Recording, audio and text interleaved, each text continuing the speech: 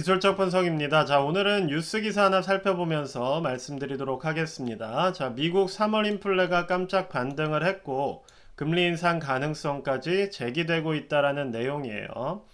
자, 3월 CPI 물가 지수 자체가 3.5% 상승한 것으로 나왔기 때문에 자, 지난해 9월 이후에 6개월 만에 제일 높은 수치를 기록을 했습니다. 자, 특히나 주거비와 휘발유 가격 상승이 CPI 상승을 주도했다라고 분석이 나오고 있고, 이에 대해서 전문가들은 6월 금리 인하에 대해서는 가능성이 사라졌다. 자, 7월까지도 미뤄질 수 있다라는 의견들이 속속 나오고 있습니다. 자, 특히나 매파 연준 의원들을 중심으로 인플레에 대한 우려가 커진다면 보시는 것처럼 금리 인상할 가능성도 충분히 제기가 될 수 있다라고 지금 분석들이 나오고 있는 상황이에요. 자, 처음에 이렇게 말씀을 드렸던 이유는 우리가 너무 근시안적으로 투자를 해서는 안 된다는 말씀을 드리고 싶어서 자, 뉴스 기사를 읽으면서 시작을 해보았습니다. 자, 즉 뉴스라는 거는 후행적으로 분석이 나오기 마련이에요. 자, 후행적인 분석을 보고 그때 가서 포지션을 정하는 게 대부분 투자자들의 습관인데 그거는 상당히 위험할 수가 있다는 겁니다. 자, 2월 CPI가 안정적으로 나왔던 3월 같은 경우만 하더라도 자, 보시는 것처럼 WTI, 앞서 말씀드린 휘발유 가격 자체가 10% 가까이 상승이 나왔었어요. 자, 그럼 4월도 어떻겠습니까? 또 10% 가까운 상승이 나오겠죠. 자, 그러면 다음 CPI 같은 경우도 좋지 않게 나올 가능성이 높다는 겁니다. 자, 그런데 2월 CPI를 3월에 발표했다고 해서 이렇게 에너지 가격이 올라가고 있는 와중에 물가가 안정됐다면서 투자를 하는 게 우리 대부분의 사람들이라는 거예요. 그러니까 우리가 이렇게 근시안적으로 투자를 해버리게 되면 앞으로 나올 시나리오나 시장의 상황에 대응하는 거에 있어서 어려움을 가져갈 수밖에 없다는 겁니다. 자, 저 같은 경우는 계속해서 소신껏 시장의 조정이 시작됐다라고 말씀을 드렸어요. 자, 주봉 기준으로 지난주부터 어느 정도 상승 흐름이 꺾였고, 그리고 이렇게 추세의 이탈 같은 경우는 자, 물가 이슈, 즉 물가가 올라갔다는 이슈로 인해서 조정을 받을 수 있다라고 계속해서 말씀을 드려왔습니다. 자, 그러면 앞으로 이거에 대해서 우리가 어떻게 대응할지에 대해서도 생각을 해봐야 된다는 거예요. 그래서 주로 큰 두 개의 시나리오를 한번 말씀을 드려보도록 하겠습니다. 자, 일단 전체적인 시장은 선제적으로 움직였을 가능성이 높습니다. 그러니까 우리가 주된 투자를 하는 사람들 같은 경우에 가장 많은 상승이 나온 섹터는 이미 에너지예요. 즉 여러분들이 2월에 물가 이슈가 낮게 나왔다고 기술주에 투자를 할 때는 이미 많은 자금들이 인플레 우려를 미리 선점하기 위해서 보시는 것처럼 에너지 쪽으로 투자가 들어갔다는 겁니다. 자, 그게 4월, 3월 한 달 동안 일어났던 일이라는 거예요. 가장 강한 흐름은 결과적으로 선제적으로 시장을 예측하는 흐름으로 집중이 됐었다는 것을 보시는 것처럼 섹터별 투자를 통해서 확인하실 수가 있고, 자, 저 같은 경우는 멤버십을 통해 제 보유 종목을 공개하기 때문에 저 같은 경우도 이 에너지 쪽에 선제적으로 투자가 들어갔었다는 거예요. 여러분들도 그러한 식으로 계속해서 거시적인 시장 흐름을 분석하기 위한 노력이 조금 필요하다라는 말씀을 좀 드려보겠습니다.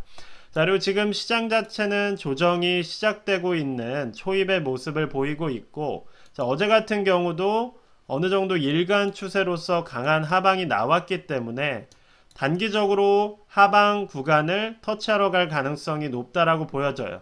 자, 그럼 여기서 우리가 어떠한 대응을 가져갈 수가 있느냐? 자, 예전 영상에서 말씀을 드렸듯이 여기서 조정이 나오더라도 오른쪽 어깨를 만들 가능성이 높습니다.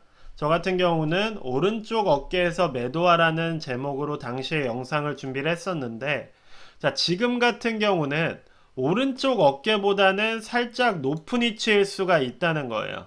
자, 그러면 현금화를 하기에는 지금 1차적으로 좋은 구간, 그리고 두 번째로 좋은 오른쪽 어깨 구간이 잡힐 수가 있다는 겁니다.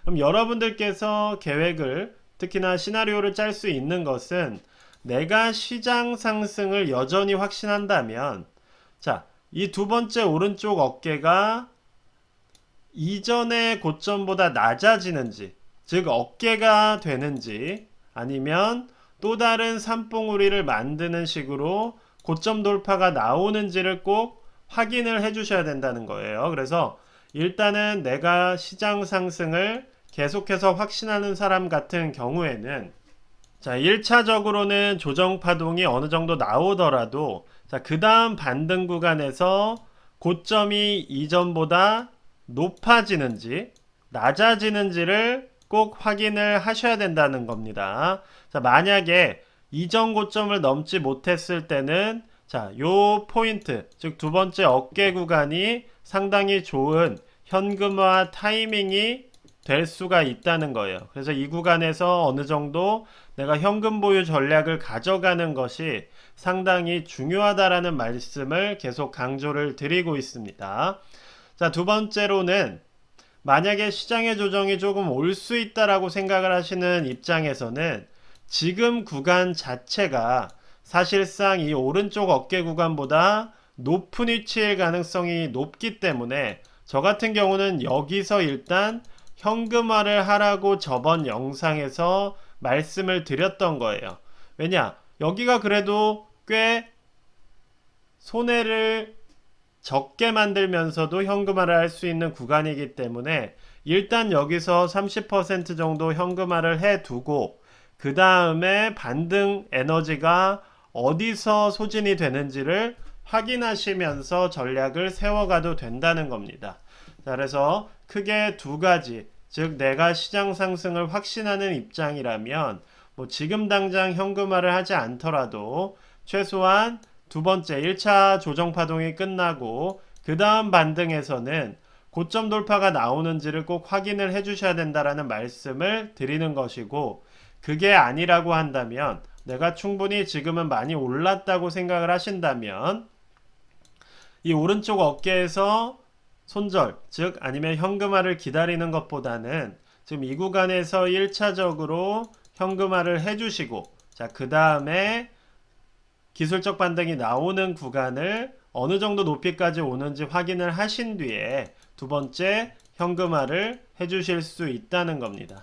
제가 지난 영상에서도 말씀을 드렸듯이, 자, 여기서 이렇게 뭐 반등이 나온다고 해서, 그쵸? 또 1일 1비 하시는 분들이 많아요. 제가 뭐 시그니처처럼 쓰는 얘기지만 이런 데서 촐싹거릴 필요가 없다는 겁니다. 저는 촐싹거리는 거 안 좋아한다라고 계속 강조를 드리고 있고, 자, 여기서 촐싹거려 봤자 결과적으로 조정은 천천히 이루어진다는 거예요. 자, 만약에 여기서 반등 나올 때 뭐 제 의견에 대해서 반박하고 싶은 생각이 드실 수 있겠지만, 저는 일단 시계열 자체를 하루 단위로 보지 않습니다. 자, 투자를 하신다고 한다면 일간 단위로 투자를 할 수는 없는 거예요. 최소한 2에서 3주 정도의 뷰를 가지고 지켜보셔야 되는 것이고, 지금 같은 시점에서는 특히나 스윙적인 측면에서는 2, 3주 정도의 예측치를 가지고 앞서 말씀드렸듯이 대응 시나리오를 준비를 하셔야 된다는 겁니다. 자, 일단 기술주, 특히나 이제 QQQ나 TQ 같은 이러한 기술주의 흐름은 지금 말씀드린 두 가지 시나리오로 대응이 가능하실 것 같아요. 자, 그럼 개별주를 조금 살펴보자면, 자, 엔비디아 같은 경우는 어제 어느 정도 반등이 나온 상황이에요. 자, 조정이 여기서 마무리가 될지는 좀 지켜봐야 되는 상황입니다. 자, 일단 단기적으로는 아래 꼬리가 잡히고 양봉이 잡혔기 때문에 또 어느 정도 이렇게 살짝 올라가는 모습이 나올 수가 있습니다. 자, 그렇다고 또 반등의 시작이라고 이야기하기는 어려운 것이고, 자, 결국 이 더블탑을 맞고 단기평에 도전하는 흐름이기 때문에 이 구간에서 또 이런 식으로 지금 역배열 추세를 강화하는 흐름이 나올 수가 있다는 거예요. 그렇기 때문에 너무 성급하게 매수를 고려할 필요는 없다라고 생각을 합니다. 자, 엔비디아 같은 종목을 매수를 편하게 하려면 보시는 것처럼 자, 장단기 이평선이 어느 정도 거리 이격도를 유지하고 있을 때 진입을 하셔야 이러한 랠리를 노릴 수가 있는 것이지, 항상 이렇게 높은 위치에서 투자를 고려하시게 된다면 리스크를 가져갈 수밖에 없다는 거 계속 강조를 드리고 있습니다. 자, 테슬라 같은 경우는 자, 보시는 것처럼 단기 이평, 즉 단기 하방 추세를 돌파를 했어요. 자, 그리고 지금 21선 위에서 음봉으로 마무리가 된 상황입니다.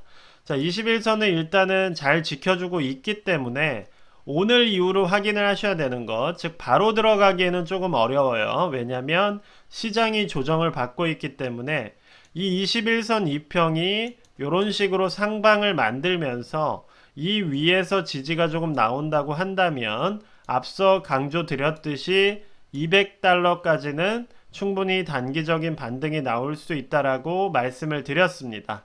그래서 오늘 시장 좀 지켜보시고 천천히 진입을 하셔도 된다는 거예요. 테슬라 같은 경우는 너무 서두르실 필요는 없고 어느 정도 지지와 이평이 상방으로 향하는 걸 확인하고 들어가셔도 충분히 어느 정도 시간을 가져가면서 수익을 볼 수 있기 때문에 급하게 생각하지 않으셨으면 좋겠어요.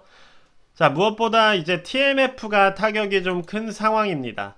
자, TMF 같은 경우는 많은 분들이 무조건 오른다는 생각으로 투자를 하고 있는 종목 중에 하나인데, 제가 강조 드렸습니다. 자, 물가 이슈가 튀어 오른다고 한다면 TMF도 전저점까지 떨어질 가능성이 있다라고 바로 어제 영상에서 강조를 드렸어요. 자, 그리고 실제로 CPI가 높게 튀어오르는 모습이 나왔고 어제 하루 동안에만 7% 가까운 하락이 나온 그러한 흐름입니다. 자, 세배 레버리지긴 하지만 계속해서 변동성이 높을 수가 있기 때문에 일단 TMF 같은 경우는 하방 지지가 잡힐 때까지는 매수하지 않는 거를 추천드리겠습니다. 자, 결과적으로 물가가 3% 이상에서 계속 놀게 되면 채권에서의 안정적인 흐름이 나오기가 힘들어요. 왜냐하면 물가를 강하게 잡고 가겠다는 의견이 나올 가능성이 존재하는 한 계속해서 채권 가격 자체는 변동이 높을 수밖에 없기 때문에 자, 그런 것들을 고려를 해주신다면 TMF 매수는 지금은 조금 조심하시는 게 좋을 것 같습니다. 자, 전체적으로 시장 대응 시나리오를 두 가지로 말씀을 드려봤고 개별 종목들도 조금 살펴봤어요. 자, 미리 말씀을 드렸던 지금 에너지 이슈로 인한 물가 CPI 지표가 높게 나오는 그러한 흐름이 잡혀버렸고 그걸로 인해서 투심 자체가 꺾일 수 있는 그러한 분기점에 있는 상황입니다. 자, 이러한 상황에서는 우리가 너무 상방으로 쉽게 배팅을 하기보다는 앞서 말씀드렸듯이 현금화를 통한 조정을 대비하는 흐름이 조금 필요하고 단기적으로 WTI가 조금 빠지더라도 즉 원자재 가격이 조금 내려가더라도 어느 정도 배열 자체는 지금 정배열을 잡아놓은 상태이기 때문에 계속해서 영향을 받을 수 있다라는 생각을 가지고 시장을 지켜보시면 좋을 것 같습니다. 자, 일단 오늘 영상은 여기까지만 말씀드리도록 하겠습니다. 감사합니다.